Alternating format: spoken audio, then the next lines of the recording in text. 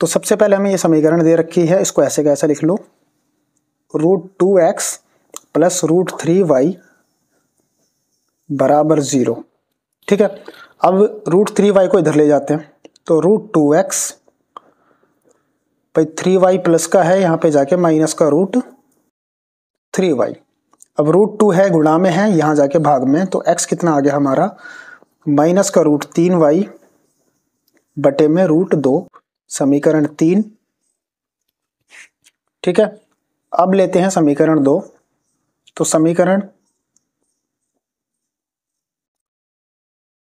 2 में रखने पर तो समीकरण 2 है √3x माइनस √8y बराबर 0। x का मान रख दो भाई यहाँ पर, तो √3x की जगह माइनस का √3y बटे में √2 माइनस का √8y ऐसे का ऐसा बराबर 0। अब देखो √3 और √3 मिलके क्या बना देंगे, 3। ठीक है, √3 की गुणा करोगे √3 के साथ, तो 3y √2 और माइनस का निशान ऐसे का ऐसा, और माइनस का √8y बराबर 0। अब यहाँ पे ले लो एलसीएम, √2 वर्गमूल 2 और 1 का एलसीएम क्या आएगा, वर्गमूल 2। अब यहाँ पे इसको भाग करेंगे तो 1 आएगा, 1 के ऊपर गुणा, तो सेम टू सेम यही चीज। अब यहाँ पे क्या होगा, √2 और √8 की गुणा होगी, तो क्या बन गया, √16y बराबर 0। इतना समझ गए। अब -3y, भाई वर्गमूल 16 क्या बाहर निकल के आता है, 16 का वर्गमूल क्या होता है 4, तो 4 लिख देंगे, 4y बराबर 0। माइनस माइनस प्लस, तो माइनस का 7y बराबर 0। ठीक है, अब बोलोगे √2 कहाँ गया, तो √2 यहाँ पे गुणा में हो जाएगा, तो -3y माइनस √16y और √2 गुणा में हो गया, तो ये क्या बन जाएगा 0, इसलिए मैंने यहाँ पे 0 लिखा। तो y कितना आ गया, 0 बटे में -7, तो y आ गया हमारा 0। अब इसको रख देंगे समीकरण 3 में, तो समीकरण 3 में रखने पर, तो समीकरण 3 क्या है, x माइनस √3y बटे में √2, तो x कितना आ गया, -√3 और y की जगह क्या रखा जाएगा, जो हमारा आया है 0। अब 0 किसी भी संख्या को क्या कर देता है, 0।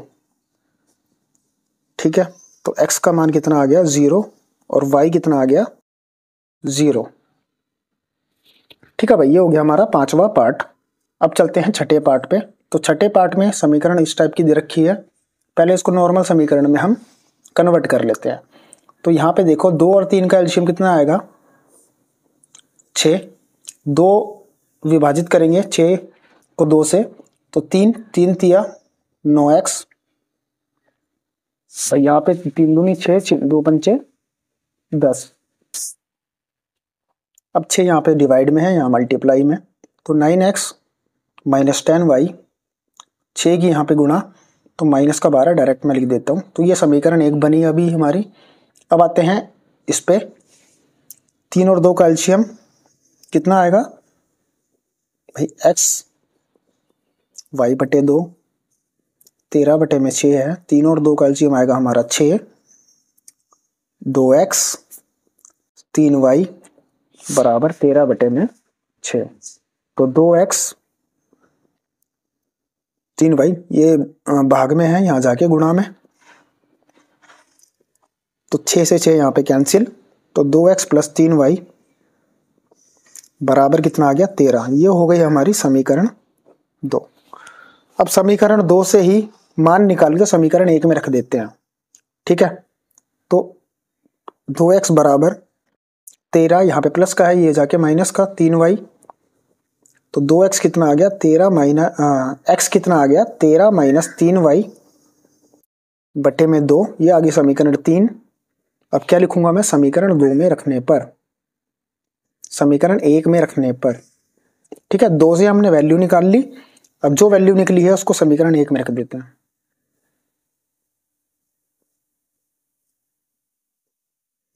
अब समीकरण 1 में रख दो 9x माइनस 10y, ठीक है, बराबर आ गया हमारा -12।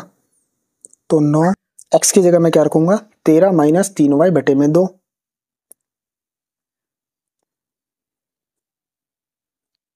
माइनस 10y ऐसे का ऐसा, -12 ऐसे का ऐसा।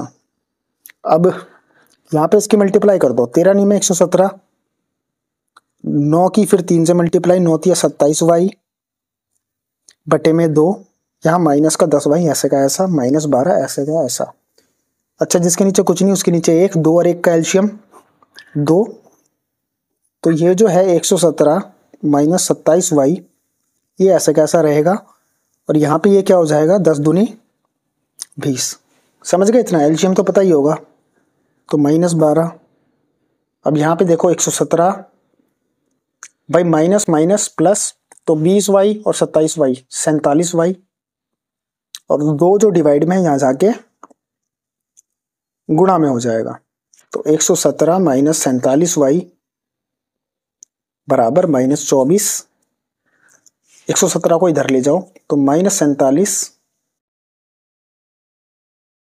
-24, 117 प्लस में यहाँ जाके माइनस में, ठीक है। तो -47y, इन दोनों को माइनस माइनस प्लस, 117 और 24 कितने होते हैं हमारा 141, माइनस से माइनस कैंसिल, तो y कितना आ जाएगा 141 बटे में 47। ये नेट 3 की टेबल पे 3 पे चला जाएगा, 47 से कम 47, 47 तिया 141 पे चला जाएगा। तो y कितना आ गया हमारा 3। अब क्या करेंगे समीकरण 3 में रख देंगे। तो समीकरण 3 में रखने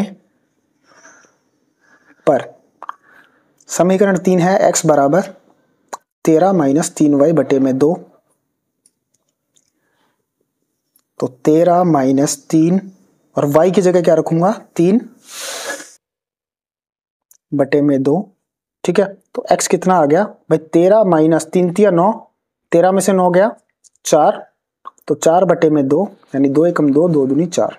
तो x कितना आ गया हमारा 2 और y कितना आया था 3।